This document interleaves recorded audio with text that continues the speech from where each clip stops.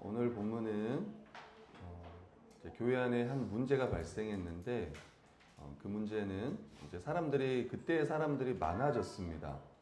그러니까 사도들이 계속 복음을 전했기 때문에 믿는 자의 수가 점점 더해서 아마 10,000명 이상의 숫자가 모였던 것 같습니다.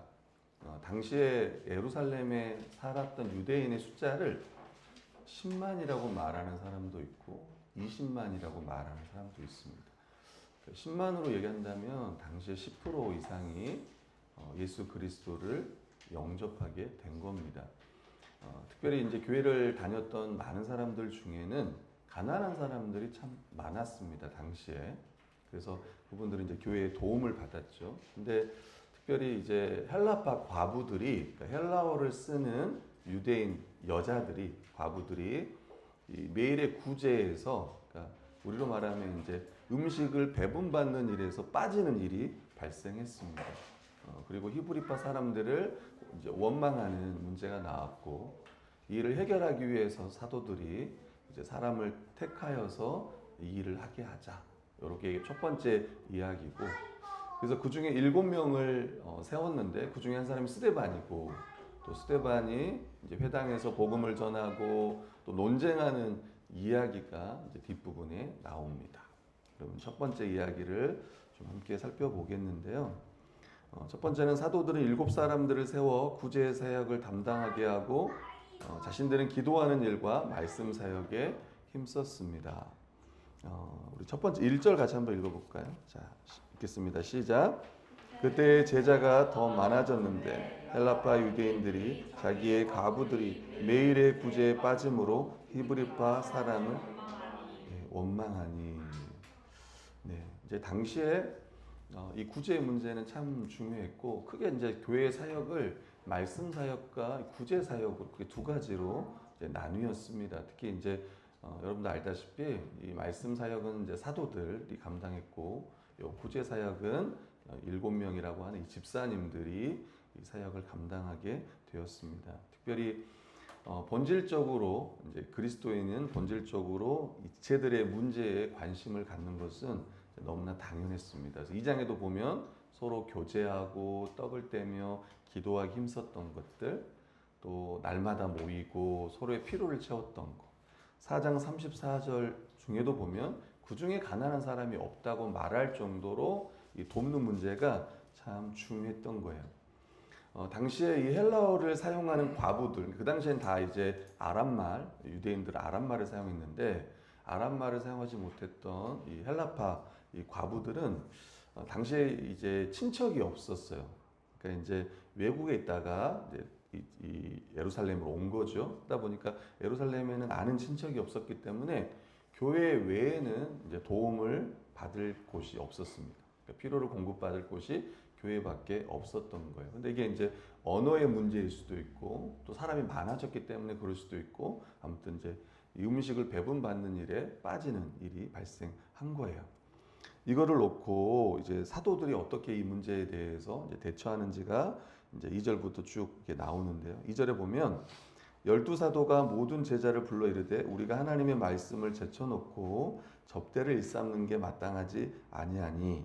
3절에 보면 형제들아 너희 가운데서 성령과 지혜가 충만하여 칭찬받는 사람 7을 택하라. 우리가 이 일을 그들에게 맡기고 우리는 기도하는 일과 말씀 사역에 힘쓰리라. 그리고 5절에 보면 온 무리가 이 말을 기뻐하여 이제 사람을 세우는 이야기를 합니다. 여기서 보면 이제 접대를 일삼는 거는 좀 표현이 그렇지만 음식을 이제 베푸는 거 이야기를 하는 거고요.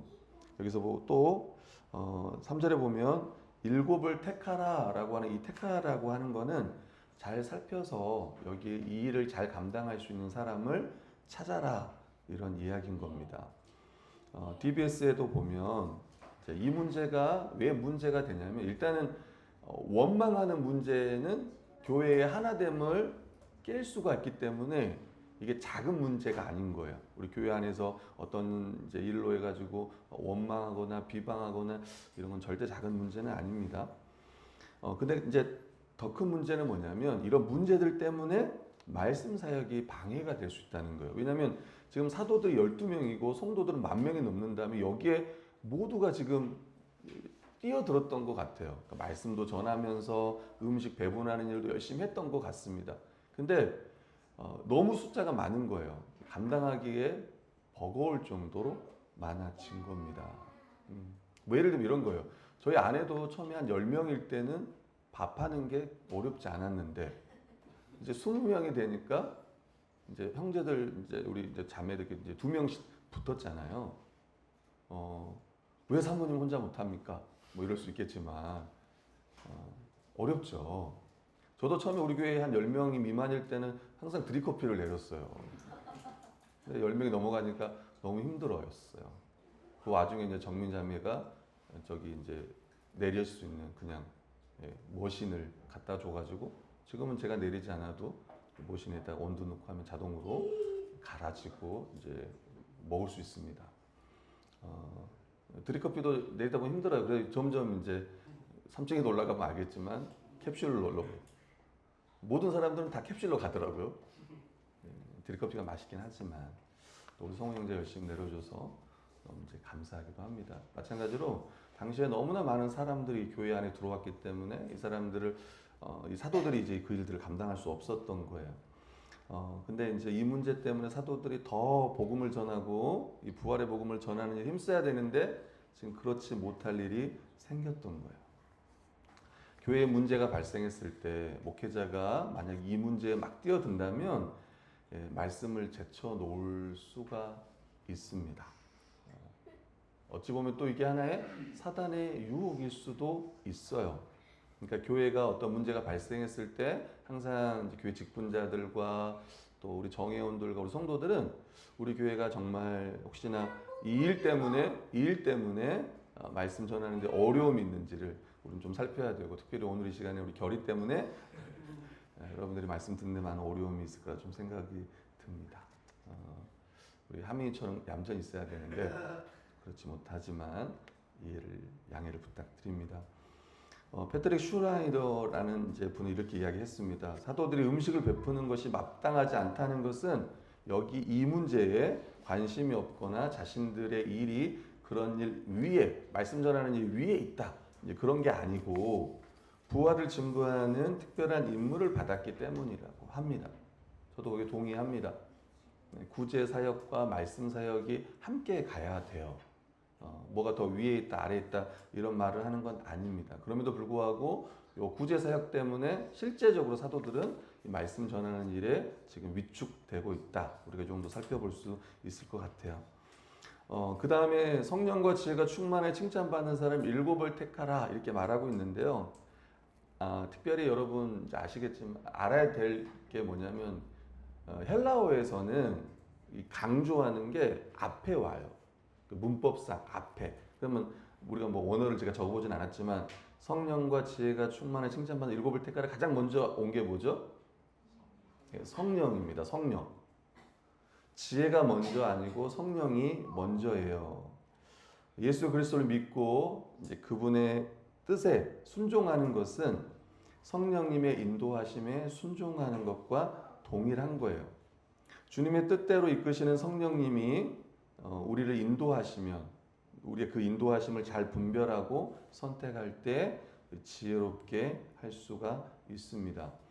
여러분 지혜 있는 자의 이제 저희가 정회원들이 이제 직분자에 관련된 책을 읽고 있는데 딱 거기가 이번에 오늘 이제 오후에 정회원 모임할 때 같이 읽을 파트가 딱 이 부분이에요. 집사의 자격, 직분자의 자격에 대한 이야기인데 이성호 저자가 뭘 이야기하냐면 이렇게 얘기하더라고요.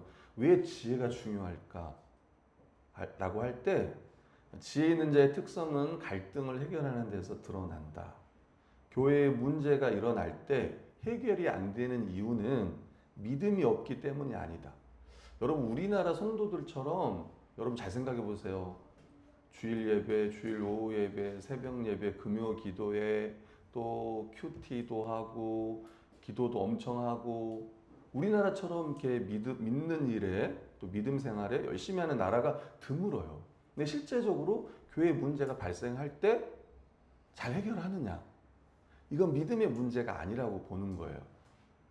이분은 당연히 믿음의 문제가 있을 수도 있겠지만 결론적으로는 믿음이 없기 때문이 아니라 이 갈등의 문제 해결하지 못하는 이유는 지혜가 부족하다 이렇게 이야기합니다.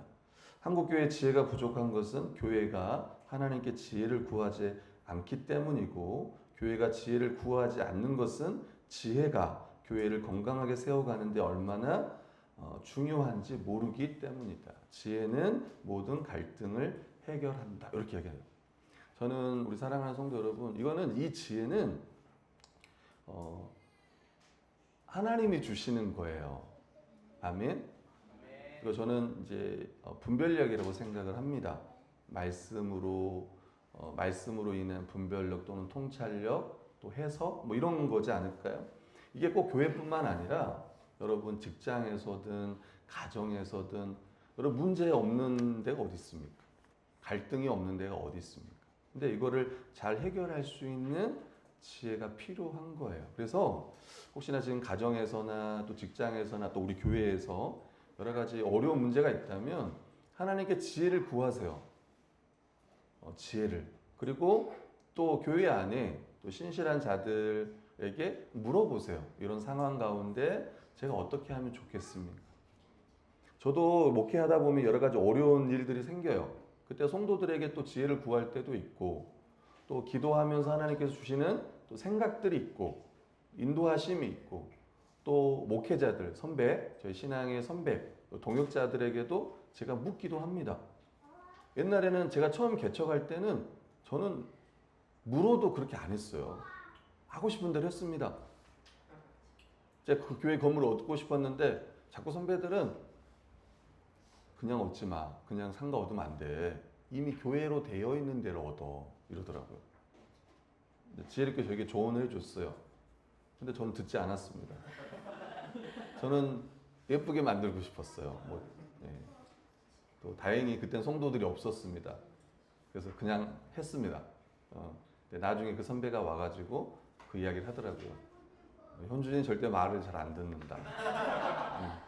그래도 잘했다. 이렇게 이야기를 했었는데 지금 제가 이제 6년차, 7년차 되다 보니까 그 선배들이 지금은 너무 존경스러워요. 사실은.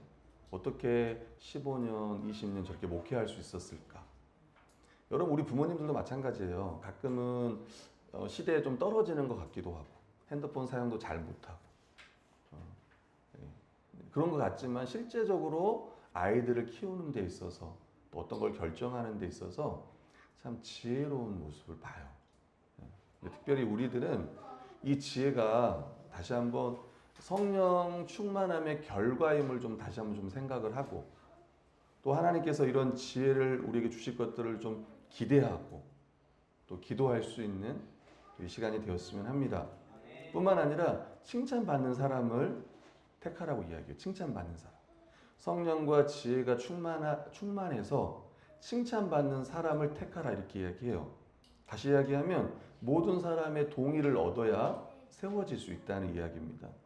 객관적인 검증이 필요하다는 거예요. 그만큼 교회가 이 교회의 직분자 또 우리가 말하는 장로님들, 집사님들 세우는 게 너무 중요한 거예요. 아무나 세우면 안 돼요. 여러분 가끔 요즘 우리나라에는 집사님들이 너무 많아요.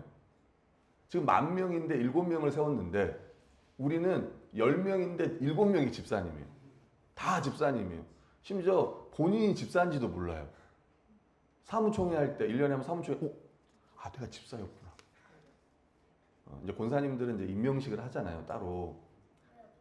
집사님들은 그냥 이렇게 보고 이렇게 불러줘요. 예를 들면 우리 김효창 집사님 이렇게 불러줍니다. 그러니까 아는데 또 이제 이렇게 사무총회 하면 다 와야 되는데 안 오는 분도 많아. 자기가 집사인지도 몰라요. 그리고 나 이제 집사 오래 했으니까 나 권사가 되고 싶다. 나 안수 집사가 되고 싶다. 장로가 되고 싶다. 이렇게 말하는 사람들도 있습니다. 심지어 그걸 직분으로 생각하는 사람들도 있어요. 아닙니다.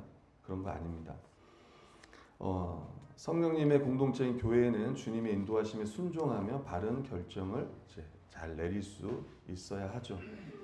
사도들은 구제를 그들에게 맡기고 오로지 기도하는 일과 말씀 사역에 힘쓰겠다고 이야기를 합니다.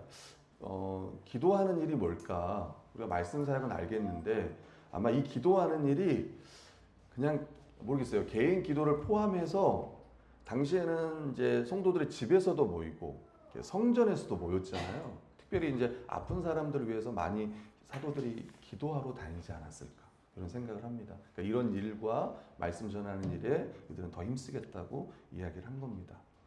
3절에 5절부터 7절에 보면 세 번째 보면 이걸 이제 이 일을 듣고요 온 무리가 이 말을 기뻐했어요. 자기들도 그렇게 생각했던 거죠. 그리고 믿음과 성령이 충만한 사람 7명을 택했습니다. 근데 여기 보면은 6명은 다 유대인 같고 한 사람 안디옥 사람 니골라는 이방인이었던 것 같아요. 유대교에 입교했던 안디옥 사람 니골라. 앞으로 이 안디옥은 이제 이방인들에게 선교하는 데 있어서 거점 도시, 아주 중요한 도시가 됩니다. 앞으로 우리가 10장 넘어가면 만나게 될 거예요.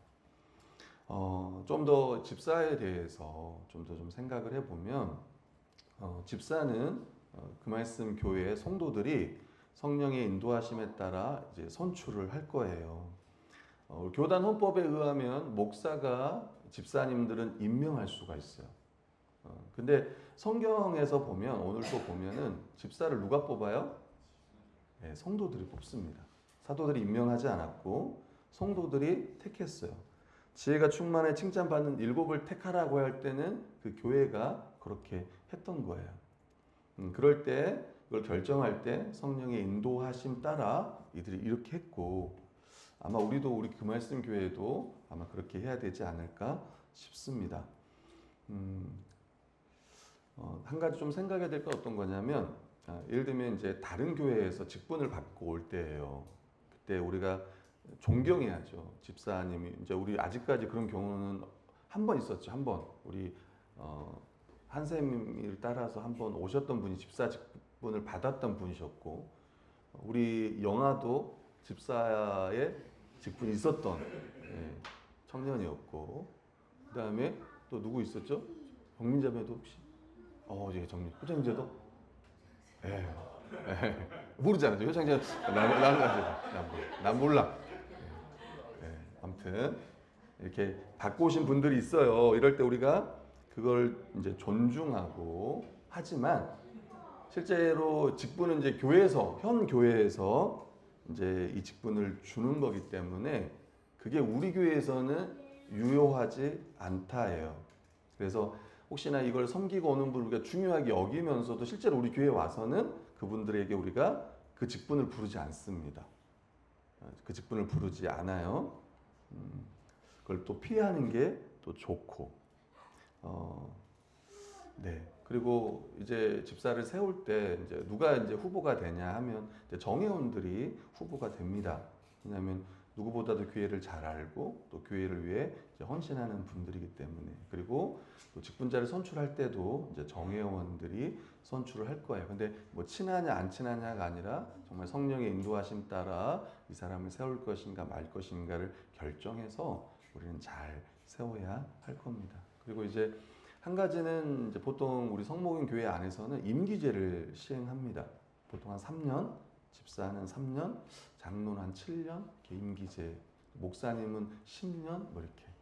또 실제 어떤 교회는 담임 목사, 우리 헌법에는 그런 게 없는데 어떤 한 교회가 담임 목사님도 임기제가 한 거예요. 시행을 한 거예요. 10년인가 7년인가 시행을 했는데 그 목사님이 떨어진 거야. 그래서 실제로 가방을 싸고 가는 일이 발생했어요. 그래서 저도 고민 중입니다. 네. 그러니까 우리 이제 근데 이제 저희 교회 같은 경우는 아직 장로님들이 세워져 있지 않기 때문에 아직 이런 절차가 약간은 이제 어려운 상황이긴 하지만 일단은 집사님들부터는 이제 임기제를 시행할 겁니다. 그래서 보통 한 3년 정도 하지 않아요. 3년에서 한 5년 정도 이렇게 하고 그 임제가 끝나면 1년은 다시 그냥 똑같이 돌아가요.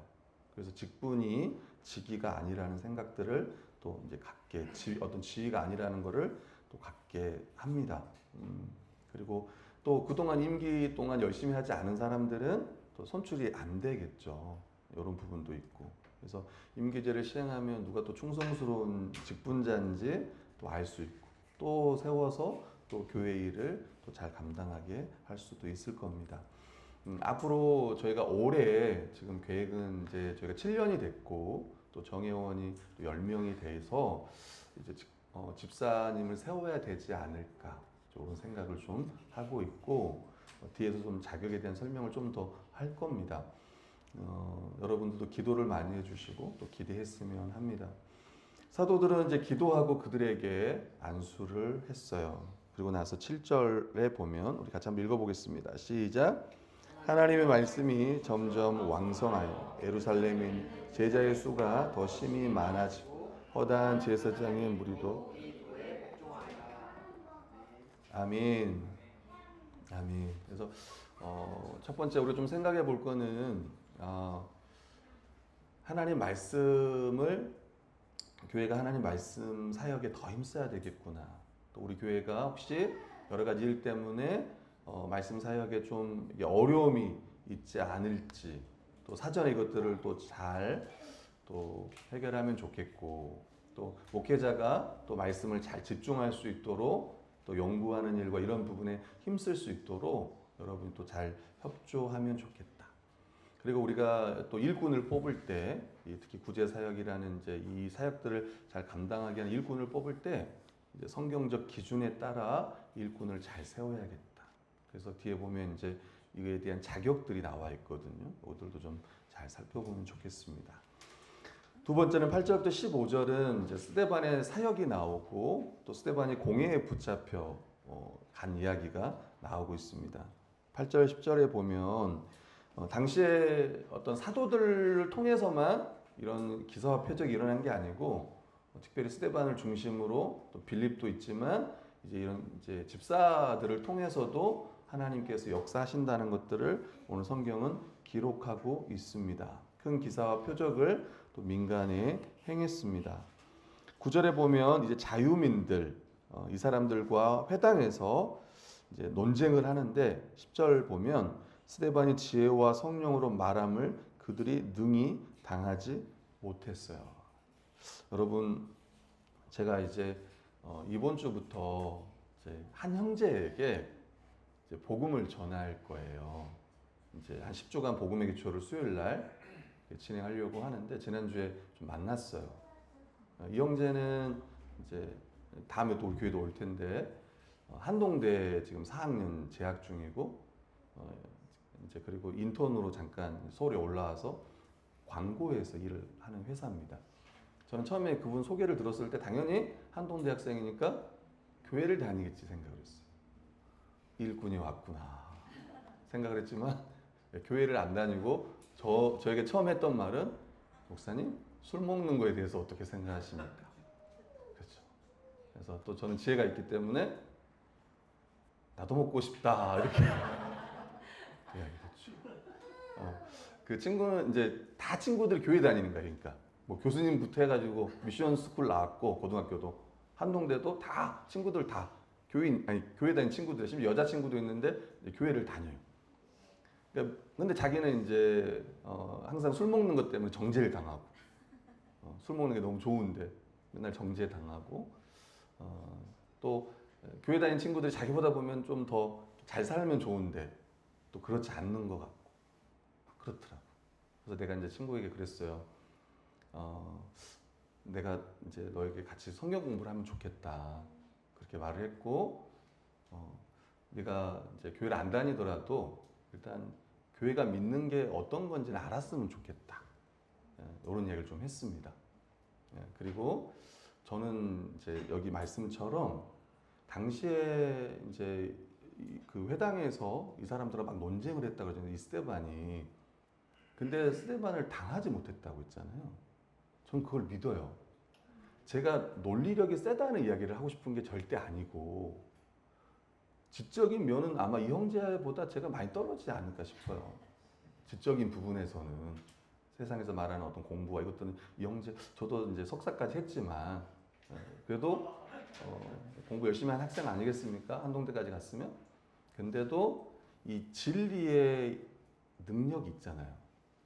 저는 복음이 단순하지만 저는 복음이 얼마나 이 세상 그 어떤 철학과 가르침보다 인간에 대한 이해와 인간이 얼마나 존귀하고 특별하게 창조되었고 또 이 죄와 또 우리가 어떻게 살아야 되고 이 모든 것들은 저는 다 성경에 있다고 믿어요. 그래서 교회 다니는 사람이 지혜롭다고 하는 게 다른 게 아니라 그걸 보는 것 같아요. 세상은 다 우연으로 시작했다고 생각하지만 우리는 그게 아니고 하나님의 창조를 믿고 목적을 믿고 어떻게 사는 것이 가장 하나님 기쁘게 하는 삶인지를 아는 거잖아요. 저는 이 형제가 어떠한 질문을 하더라도 저는 그 안에 있다고 생각하고 저는 성경에서 가장 진리가 그걸 답하지 않을까 생각을 합니다. 그러니까 스데반도 논쟁을 해도 당시에 정말 수많은 똑똑한 사람들이 붙어도 되지 않지 않았을까 이런 생각이 들어요. 이단들을 만나도 저는 믿습니다. 예수 그리스도의 그 유일성과 오직 예수 그리스도를 통해서만 우리가 구원을 받을 수 있다라는 이것이 세상의 어떠한 그 논리보다도 가장 그래서 그 뭐라고 했냐면 그 마이튼 로이드 존스 목사님 뭐라고 얘기했냐면 내가 말했잖아요. 그가 방송 설교에 안 나가는 이유가 있다고 그랬잖아요. 왜 안 나갑니까? 예. 네. 세상 사람들은 멍청하다라고 이야기했어요. 내가 가서 이야기를 해도 믿을 수 없을 거다. 또 하나, 하나님은 논쟁의 대상이 아니라 믿을 대상이다 이렇게 이야기하고 다른 거죠. 다른 거.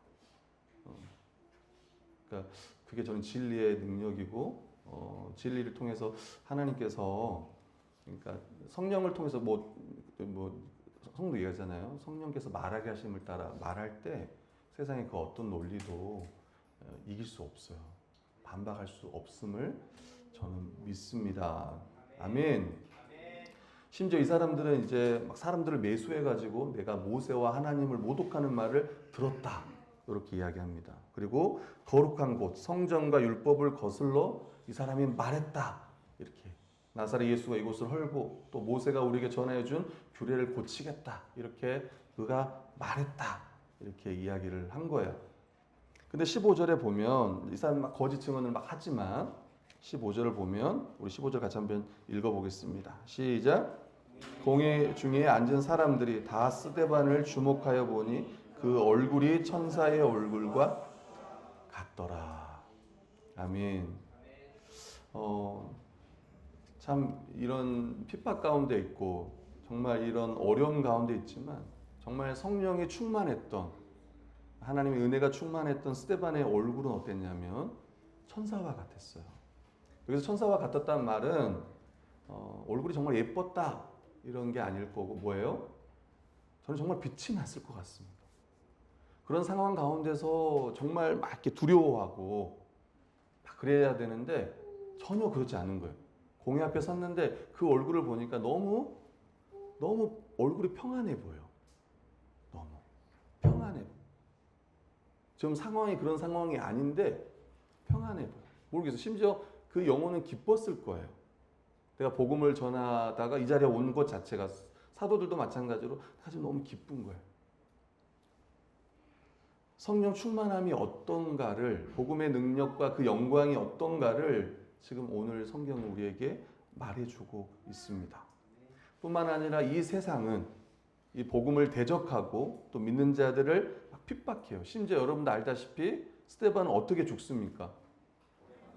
7장에 가면 돌에 맞아 죽어요. 근데 뭐라고 해요? 예, 돌에 맞아 죽으면서도 뭐라고 합니까? 그럼 뭐라고 기도합니까? 주여 저들의 죄를 용서해 주세요 라고 합니다. 그렇게 하고 잤다라고 성경은 표현하고 있어요. 죽은 게 아니라 잤다라고 이야기해요. 또 뭐라고 합니까? 그가 눈을 들어서 봐요. 인자가 하나님의 보호자 우편에 서 있다고 그래요. 여러분 알다시피 보통 예수님은 앉아 계시는 분이잖아요. 보호자에 앉아 계신다는 표현을 쓰는데 예수님이 지금 서 계신다라고 하는 거예요. 어찌 보면 예수 그리스도가 서서 그를 지켜보고 있는 거고 또 그를 응원하고 있는 거예요. 그에게 담대함을 주시는 거고 그 마음 가운데 평안을 주시는 거예요. 그러니까 그런 상황 가운데 너무 두려워하지 말라는 거예요.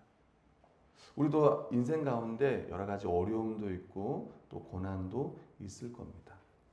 그럼에도 불구하고 하나님께서 우리와 함께 하시고 또 우리 마음 가운데 지혜도 주시고 또 우리 가운데 용기도 주시고 또 복음을 전할 수 있도록 또 우리의 입을 열어 주실 거예요. 이것들을 기대하시기를 바랍니다. 아멘. 이제 묵상과 적용하겠는데요. 집사의 자격을 좀 생각을 해보겠습니다. 우리가 좀 생각해 보면 여러분 집사가 가장 하는 일이 뭐예요? 구제 사역인데 요 구제 사역은 집사만이 감당하는 게 아니에요. 이 구제는 모든 성도가 다 하는 건데 이 구제 사역이 잘 될 수 있도록 집사들이 그거를 더 돕는 거예요. 어찌 보면 감독하는 거고 잘할 수 있도록 지원하는 것입니다. 앞장서서 헌신하고 하겠지만 모든 성도가 더불어서 이 일들을 감당하는 거예요. 아멘. 여러분 집사는 여러분 가장 위대한 집사는 누구죠? 예수님입니다. 집사라는 명칭 자체가 섬기는 자예요. 모든 신자는 다 섬기는 사람이에요. 다. 집사만 섬기는 사람이 아니라 모든 성도가 다 섬김. 그렇게 따지면은 모두가 집사가 돼야죠. 모두가 다 섬기는 자니까. 근데 이제 은사에 따라 집사가 되는 거예요. 나는 집사가 아니니까 안 섬길 거야가 아니라 모든 성도는 다 섬겨요. 우리 주님의 본을 따라 다 그렇게 하는 거예요. 근데 특별히 집사들은 더 여기에 마음을 쏟고 더 하는 거죠. 모든 성도가 하나님 나라를 누릴 수 있도록 심지어 우리 초대교회 성도들이 가난을 없앴던 것처럼 여기서 말하는 것은 경제적인 가난뿐만 아니라 정서적이고 여러 가지 차원에서의 가난을 없애는 거예요. 그리스도 안에서 충만한 복을 누릴 수 있도록 더 성도들의 삶을 더 살피고 더 도우려고 하는 이 역할들을 감당합니다. 성도들은 집사의 사역으로 사랑의 돌봄을 더 누릴 겁니다. 또 성도들은 집사의 사역으로 모든 성도가 참여하며 서로 사랑하고 도우며 섬기는 성도의 교제를 누리게 될 거예요. 그래서 앞으로 금말씀교회에 집사가 세워지고 장로가 세워질 때 지금보다 더 다르게 하나님 나라를 더 충만하게 누릴 수 있을 거예요. 그래서 집사를 잘 세우는 게 너무 중요합니다. 특별히 집사님들은 이 성도들에 대한 영적 판단을 해야 되고 또 성령의 지혜와 인도에 따라 또 구제를 감당해야 되는 직분이기 때문에 이 집사가 누구냐가 참 중요한 문제고 또 교회도 누구를 뽑아야 되는가 참 중요해서 디모데전서 3장 8절부터 13절은 이 집사의 자격에 대해서 이야기를 하는데 같이 한번 읽어보겠습니다. 같이 한번 쭉 읽어볼게요. 시작. 이와 같이 집사들도 정중하고 술에 임박이지 아니하고 도론 일을 탐하지 아니하고 깨끗한 양심의 믿음의 비밀을 가진 자라 할지니 이의 사람들을 먼저 시험하여 보고 그 후에 책망할 것이 없으면 집사의 직분을 맡게 할 것이요 여자들도 이와 같이 정숙하고 모함하지 아니하며 절제하며 모든 일에 충성된 자라야 할지니라. 집사들은 한 아내의 남편이 되어 자녀와 자기 집을 잘 다스릴 자일지니 집사의 직분을 잘한 자들은 아름다운 지위와 그리스도 예수 안에 있는 믿음의 큰 담력을 얻느니라. 아멘. 첫 번째가 뭐냐면 정중하고라는 표현을 써요. 정중하고. 그러니까 존경할 만하고 또 여러 면에서 좋고 괜찮은 거죠. 디모데전서 3장 2절에 보면요. 장로의 자질 중에 책망할 것이 없으며 라는 표현이 나와요. 그러니까 여기서 비슷한 표현입니다. 존경할 만 해야 됩니다. 두 번째가 뭐냐면 일구이연을 하지 않는 거예요. 여기저기에 말을 옮기거나 함부로 말하거나 속이거나 위선적이거나 악한 의도로 말하지 않는 것 등을 이야기합니다. 여러분 집사는 진실해야 합니다. 여러분 옛날에는 집사의 말은 다 믿었다고 해요. 집사의 말. 교회에서 가장 어떤 확실한 보증, 집사의 말. 교회 안팎의 사람들이 집사의 말이라면 그냥 액면 그대로 받아줄 수 있는 그만큼 이 집사는 진실한 사람인 거예요. 말하는 것과 생각이 다른 것이 아니라 여러분 제가 항상 이야기하지만 사랑하는 성도 여러분 이제 이런 생각을 자꾸 이제 버려야 됩니다. 뭐냐면 누가 말을 하잖아요. 그럼 그걸 그대로 받아야 되는데 자꾸 그 사람이 무슨 의도를 가지고 이야기하지? 여러분 이렇게 생각하면은 안 돼요. 자기도 그런 생각하면 안 돼. 어떤 의도를 가지고 말해도 해도 안 되고. 그냥 있는 그대로를 말을 해야지. 교회 안에서 말을 하는데 저 사람 무슨 의도를 가지고 나한테 그런 말을 하지? 아우 예쁘네요. 나한테 무슨 의도를 가지고 저런 말을? 아유 신발 좋은 거 신었네요. 저 사람이 나 무슨 의도를 가지고 내 신발을 갖고 싶나? 하나 예를 들었어요. 여러분 그런 습관을 버려야 됩니다. 그냥 물어. 너 왜 그렇게 이야기하냐고 물으세요. 자꾸 말을 하는데 자꾸 의도를 생각해. 그 사람의 의도를. 아니에요. 그러니까 1차적으로 그렇게 생각하지 말고 그게 의심되면은 물어보세요. 왜 그렇게 말을 하세요? 라고 물어봐. 괜히 오해하지 말고. 저도 그러겠습니다. 의도 생각하지 말고. 그러니까 특히 집사들님들은 일구이연을 하면 안 된다는 거예요. 마음에 없는 말을 한다거나 이렇게 말했는데 다른 데서는 다르게 말한다거나 그러면 안 됩니다. 세 번째는요. 술에 임박이지 않아요. 이 말은 뭐냐면 많은 술을 마시거나 술 중독이 아니에요. 특히 집사님들은 목사님 한 잔은 괜찮습니까? 근데 우리 중에 한 잔으로 이미 막 이렇게 가는 사람이 있을 수도 있어요. 한 잔이지만 이 사람은 갈 수가 있어요. 안 되고 그건 아닐 것 같아요. 지금 말하는 한두 잔을 이야기하는 게 아니라 여기서 말하는 거는 술을 너무 많이 마신다거나 또 술을 먹는 걸 막 즐겨 이런 거. 그다음에 중독은 아니에요. 이 말은 이제 방탕하거나 절제하지 못하거나 너무 어떤 이런 세상적인 즐거움을 추구하거나 어떤 과도하게 어떤 거에 탐닉했거나 이건 꼭 술 문제만 아니에요. 우리 중독 그러면 술 중독만 있는 게 아니라 여러가 있잖아요. 어떤 사람들은 막 먹는 거에 막 너무 중독되는. 또 뭐 있습니까? 예? 음란물에도 있고 또 게임에도 있고 심지어 뭐 낚시도 있고 과도한 취미 생활들. 예. 예. 그리고 절대 테니스는 아니다. 일주일에 한 번밖에 안 하기 때문에 그건 절대 아니다는 이야기를 좀 하고 싶어요. 우리는 건강을 위해서만 한다. 그 이상 이하도 아니다. 이렇게 말씀드리고 싶습니다. 네 번째는 더러운 일을 탐하지 않고 특히 집사님들은 이제 헌금을 이렇게 수집하고 관리하고 지출하는 직분이기 때문에 그래서 특히 집사의 직분을 뽑을 때는 뭘 보냐면 이 사람에게 빚이 있냐 없냐를 많이 봐요. 빚이 많은지 없는지. 그래서 혹시나 빚이 너무 많으면 이 사람들은 이게 하나 유혹이 될 수 있잖아요. 이 헌금이. 그래서 일단 빚이 많으면 집사가 안 될 수 있다. 꼭 그런 건 아니지만 이제 이런 것도 좀 살핀다는 거예요. 오히려 자신의 돈을 사용하여 다른 사람을 돕는데 인색하지 않아야 되기 때문에 그렇습니다.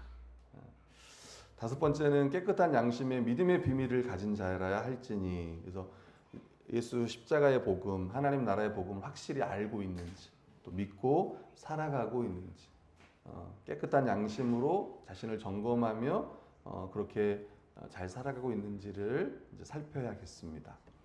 여섯 번째는 이에 이 사람들을 먼저 시험하여 보고 그 후에 책망할 것이 없으면 집사의 직분을 맡게 할 것이요. 그래서 검증을 꼭 해야 됩니다.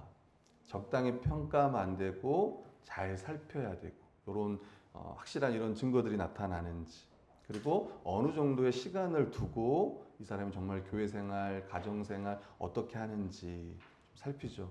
또 실제로 교회 안에서 어떤 작은 일을 맡겼을 때 얼마나 충성스럽게 감당하는지도 봅니다. 남자 집사님뿐만 아니라 여자 집사님들도 있습니다. 여자들도 이와 같이 정숙하고 모함하지 않고 절제하고 모든 일에 충성된 자라야 한다.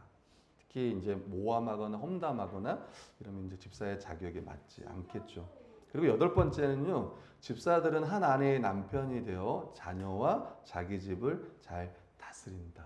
그래서 아마 집사님도 어찌 보면 아마 이혼을 하거나 그러면 집사의 자격으로는 좀 부적합할 수 있다. 무조건 이렇게 말할 수는 없겠지만 그만큼 한 가정을 잘, 한 아내의 남편으로서 한 가정을 잘 다스리는 것은 너무 중요한 문제입니다.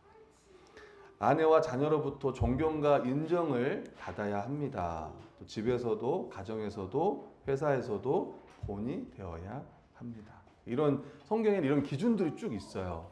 감독은 좀 더 있어요. 교회 감독, 장로들은 더 많은 좀 기준들이 있고 또 집사들도 마찬가지로 이런 게 있습니다. 그래서 이런 분들을 또 목사님 저는 정말 금말씀교회 집사가 되고 싶습니다. 이런 분들은 꼭 결혼을 해야 돼. 안에 남편이 돼야 되기 때문에 이제 웃고자 했던 말인데요. 네. 미리 이런 걸 좀 잘 준비하면 좋겠어요. 집사의 자격을 갖추면 좋겠다 이런 생각이 듭니다. 그리고 두 번째 적용은요. 성령님이 충만한 사람은 복음의 사역과 복음 전파를 주시는 복음 전파할 때 주시는 지혜로 이것들을 능히 감당하게 하신다. 성령님의 지혜로 충만하여 복음을 전할 때 그 말을 누구도 이기지 못했다고 오늘 성경은 우리에게 말씀해 주고 있어요. 저는 복음을 전할 때도 지혜가 필요하지만 또 우리가 일상생활에서 또 가정에서 또 직장에서 그리스도인으로 잘 살아갈 때도 성령이 주시는 이 지혜는 거룩한 지혜예요. 그리고 다른 사람과 모든 사람과 화목하게 하는, 화평하게 하는 그런 지혜인 거예요. 그래서 그것들을 구하면서 나가는. 그리고 좀 스데반을 이제 앞으로 좀 우리가 다음 주부터 7장 전체가 스데반의 설교예요. 쭉 나와. 그리고 마지막 그가 어떻게 죽는지에 대한 이야기도 나오는데 그가 얼마나 교회를 사랑하고 또 복음을 사랑하고 또 실제로 예수 그리스도를 본 삶은 어떻게 살아갔는지 그가 얼마나 성령 충만하고 지혜로운 사람이었는지를 기억하고 이거는 스데반의 이야기가 아니라 하나님께서 우리 교회에 주시는 성령으로 말미암은 지혜와 능력이라는 것들을 기억하고 우리도 마찬가지로 그리스도의 증인으로서 담대하게 복음도 전할 수 있고 또 용서할 수도 있고 또 사랑을 베풀 수도 있고 또 모든 걸 지혜롭게 또 결정할 수도 있고 또 혼자 하는 게 아니라 함께 이것들을 결정하면서 또 주님의 몸된 교회를 잘 세워나가기를 소망합니다. 그리고 특별히 7주년을 맞이해서 우리 그 말씀 교회 안에 정말 이 집사님들이 정말 잘 세워질 수 있도록 또 소망하면서 기도했으면 합니다. 아멘. 기도하겠습니다.